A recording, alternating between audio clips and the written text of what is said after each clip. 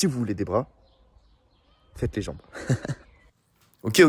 Mais attends, comment ça, si je veux des bras, je fais les jambes? Et oui, si tu veux prendre des bras, je te conseille bien de faire ton entraînement de jambes et je vais t'expliquer tout de suite pourquoi. Mais en attendant, si t'aimes le contenu, like et abonne-toi. Allez, c'est parti. Bon les gars, je vais vous faire une petite story. Je vais vous expliquer quelque chose. On était un certain jour au mois de mai à peu près. Enfin bref. Je devais me préparer parce que j'ai une collègue qui m'a dit: écoute Sergueï, j'ai besoin de toi pour faire des photos. J'ai quelque chose à présenter, genre un bracelet, tu vois. Et il faut le mettre du coup autour de ton bras et le mettre en valeur. Travaille du coup la partie de ton corps qui va être mise en valeur, c'est-à-dire en l'occurrence mes bras. Mon point faible, c'est je ne devinerai jamais les bras, ok? Et donc là, je me mets du coup à taffer pendant que il me reste genre à peu près une semaine et demie. Je vais à la salle et je fais plus les bras que autre chose pendant toute la période de préparation du shooting. Et puis j'arrive au shooting et finalement, c'est pas vraiment le résultat escompté. Mes bras sont toujours un peu gaze, vraiment éclatés au sol. Et en tout cas, ça me convient pas. Je vois pas de différence. Et je me suis souvenu d'une période de cette année. Cette période-là, c'est mon retour de blessure. À ce moment-là, j'avais découvert un exercice pour les bras justement qui m'avait fait prendre, clairement, parce que je me suis retrouvé à la salle avec un pote. Et on avait fait un double biceps comme ça. Lui, il avait son petit biceps. Et moi, je le tâtais pour une fois. Alors que d'habitude, lui, c'est un mec, naturellement, il a des putains de biceps.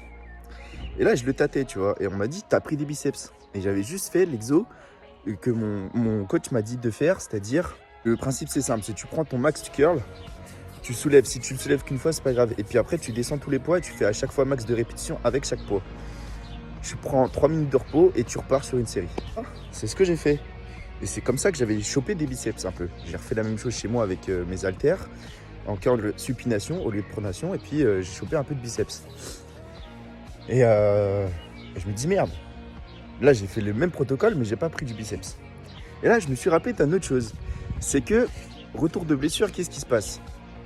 On va dire déjà au niveau entraînement j'ai calmé, j'ai reposé mon corps, c'est-à-dire que le moindre stimulus, tu vois, ça a déclenché chez moi une montée en hormones, le métabolisme s'est réveillé à mort.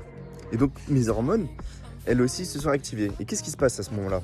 J'ai réactivé mon métabolisme et d'un coup, tu vois, tu grindes. Et si vous êtes déjà blessé, et vous avez déjà sûrement fait l'expérience d'une sensation déjà de bien-être quand tu refais du sport après une blessure et de performances qui des fois augmentent ou reviennent très vite à la base, alors qu'on s'est moins entraîné. C'est parce qu'il y a déjà un phénomène de surcompensation qui se crée. Et aussi, c'est une histoire de métabolisme. Je reviens sur ça, sur cette idée. Du coup, l'idée que j'ai eue, c'est que je me suis rappelé d'un pote qui me disait: ouais, avant j'étais skinny, puis je me suis mis à m'entraîner quand je suis arrivé en première année de STAPS. Et j'ai commencé par faire du squat. Et je faisais du squat 3 fois par semaine. Pourquoi? J'ai dit: ouais, le squat c'est bien, t'as pris de partout. Et ouais, il me dit: bah ouais, qu'est-ce qui se passe en squat? Tu entraînes la partie la plus importante de ton corps, qui sont les jambes. Okay. J'ai nommé les legs. Donc potentiellement, tu vas faire fonctionner ton métabolisme à fond, surtout en squat, et puis en plus quand tu vas chercher lourd. Et du coup, tout ton corps se réveille. La conclusion de tout ça, c'est qu'en faisant les jambes, tu prends des bras. Ce qu'il faut retenir, c'est ça.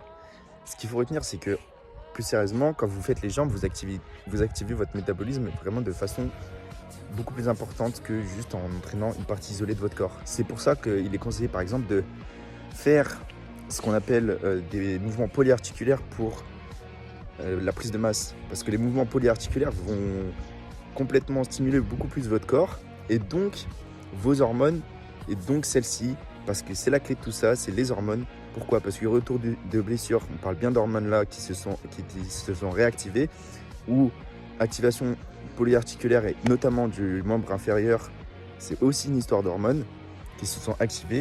Et c'est grâce aux hormones que vous allez grind. Et du coup, on les active plus avec un entraînement jambes bien sec. Du coup, je reviens sur ma conclusion. Si vous voulez des bras, faites les jambes.